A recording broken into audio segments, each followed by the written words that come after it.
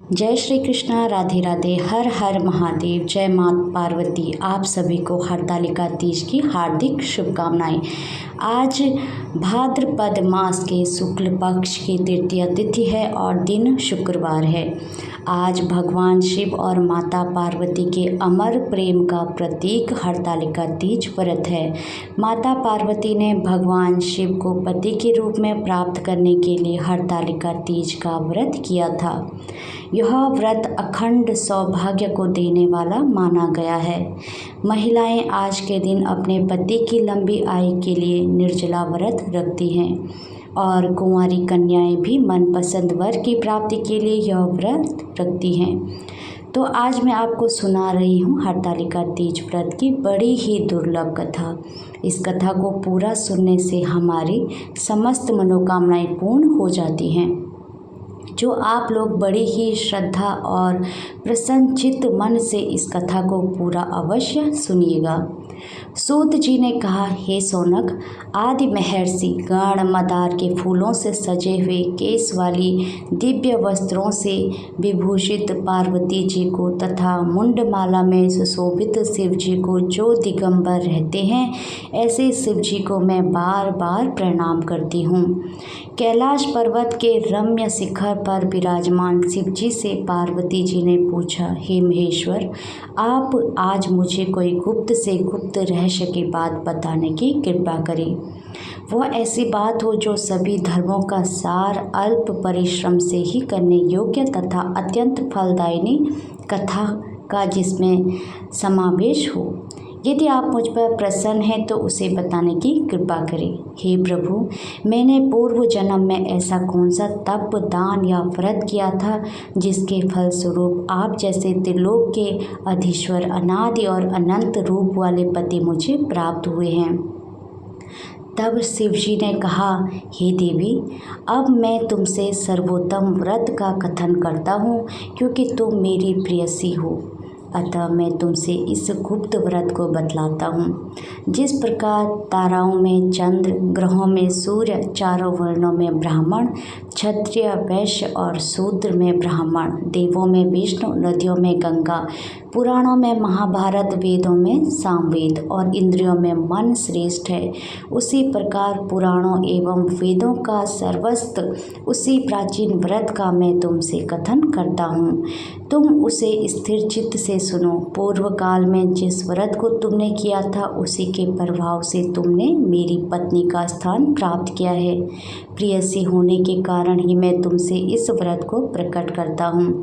भाद्रपद मास के शुक्ल पक्ष हस्त नक्षत्र ये से युक्त तृतीय तिथि के दिन इस व्रत का अनुष्ठान करने से दैविक, भौतिक एवं समस्त ताप से स्त्रियां मुक्त हो जाती हैं। हे देवी, पूर्व काल में इस महाव्रत को तुमने हिमालय पर्वत पर किया था। उन सभी पूर्व वृत्तांतों का मैं तुमसे वर्णन करूंगा।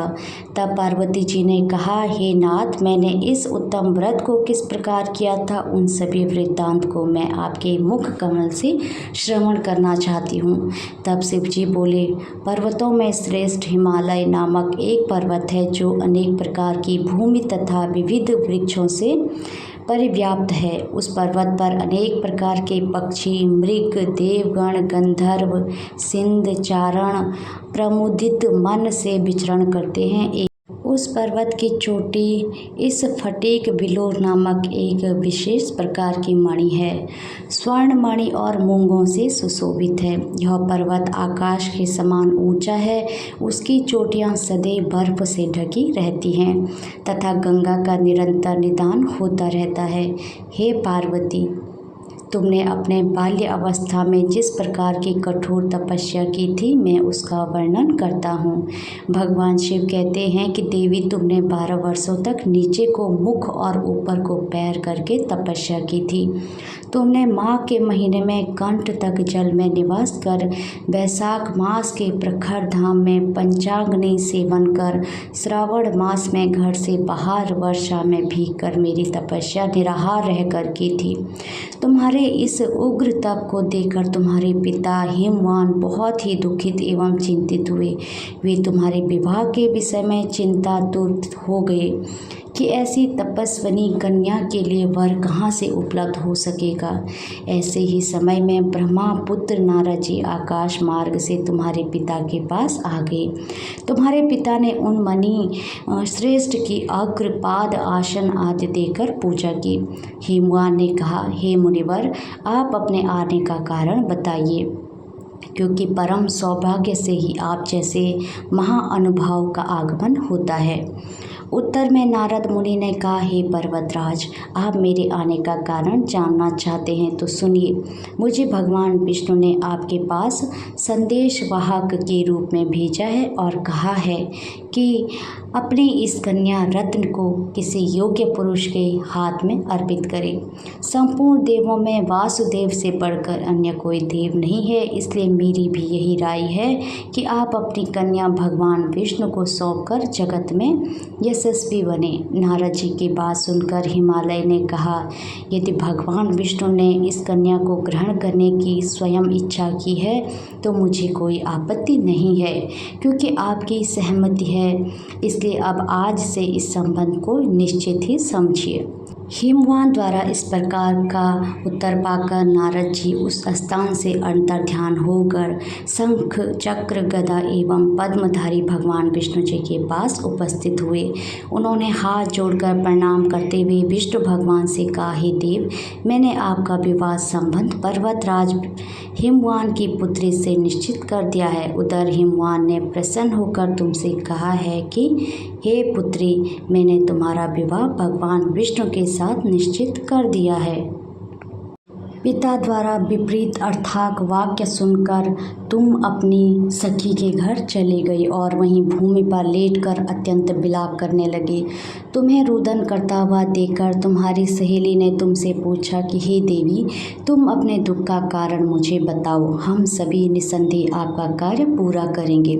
सखियों द्वारा आश्वासन पाकर तुमने उत्तर दिया कि हे सखी, आप सभी सुनिए, मेरी इच्छा महादेव जी के साथ विवाह करने की है, परंतु मेरे पिता ने मेरी इच्छा के विरुद्ध कार्य किया है, अर्थात उन्होंने श्री हरि विष्णु जी के साथ मेरा विवाह करने का नारद जी को वचन दे दिया है।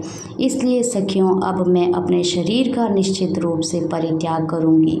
तब तुम्हारी बात सुनकर तुम्हारी सखियों ने कहा, तुम घबराओ नहीं, हम और तुम दोनों ही किसी ऐसे घनघोर वन में निकल चलेंगे जहाँ पर तुम्हारे पिता ना पहुँच सके।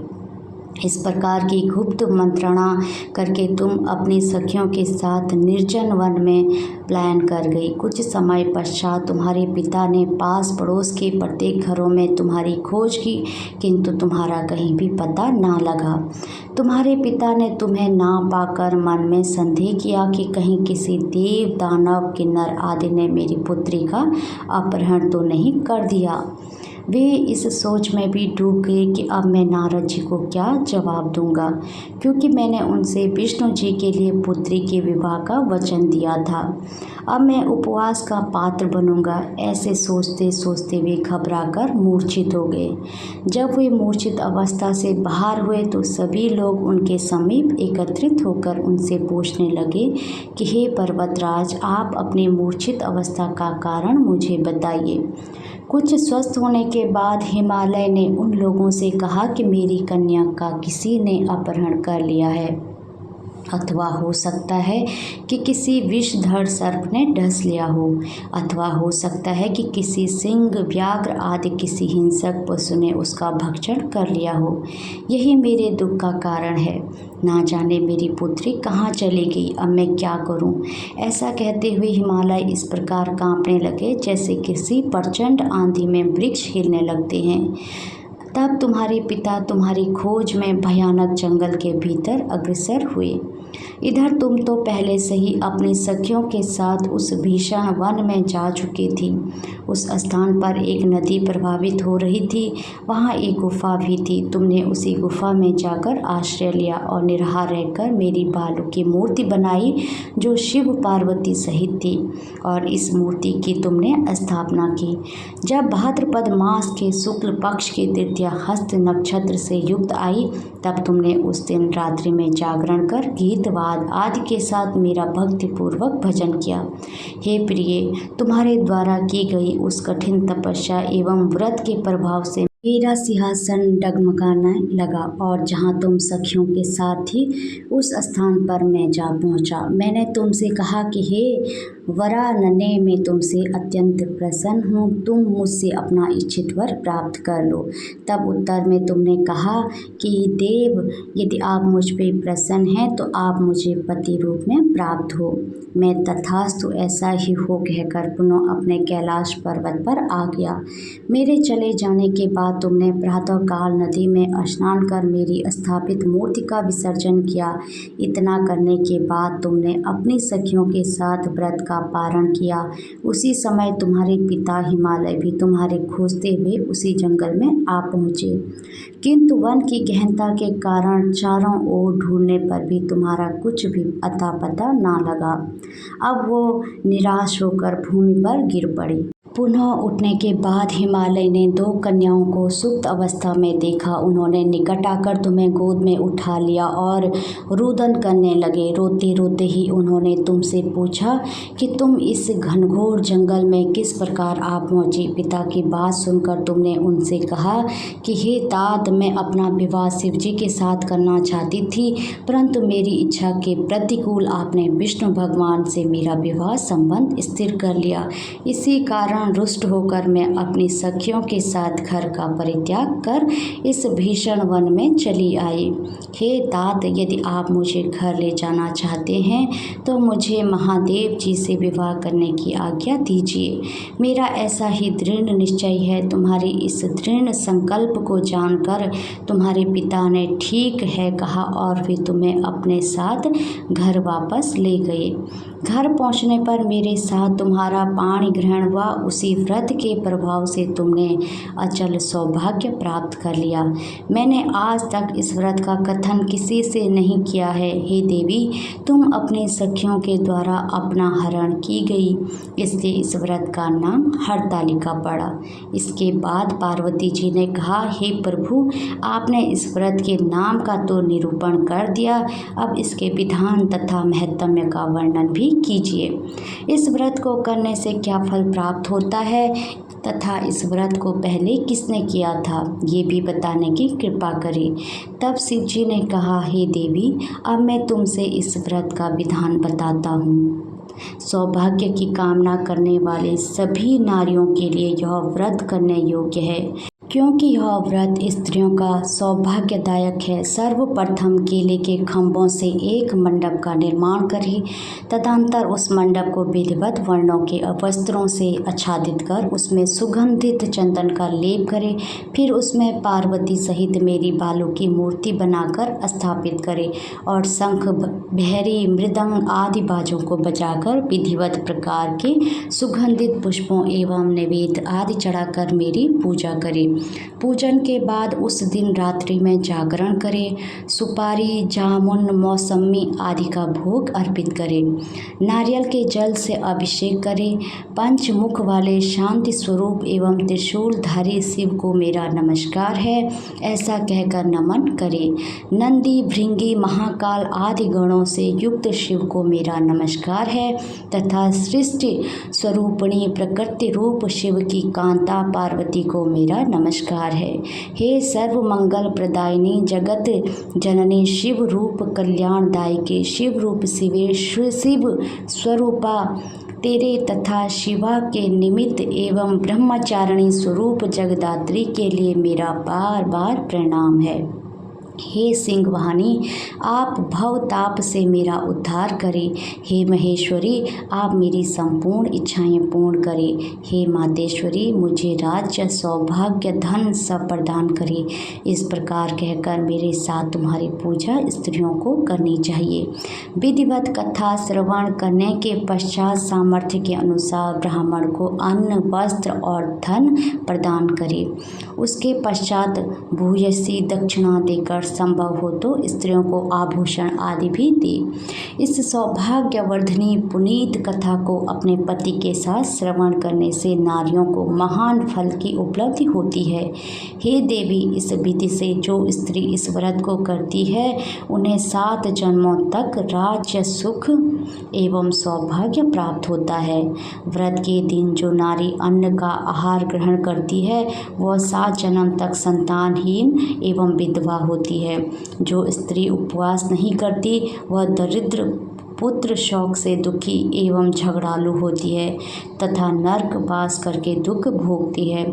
जो नारी इस व्रत के दिन भोजन करती है उसे सुकरी दुग्धपान करने से, सर्पणी जल का पान करने से, चौंक अथवा मछली मिष्ठान भक्षण करने से चींटी आदि योनियों में जन्म लेना पड़ता है।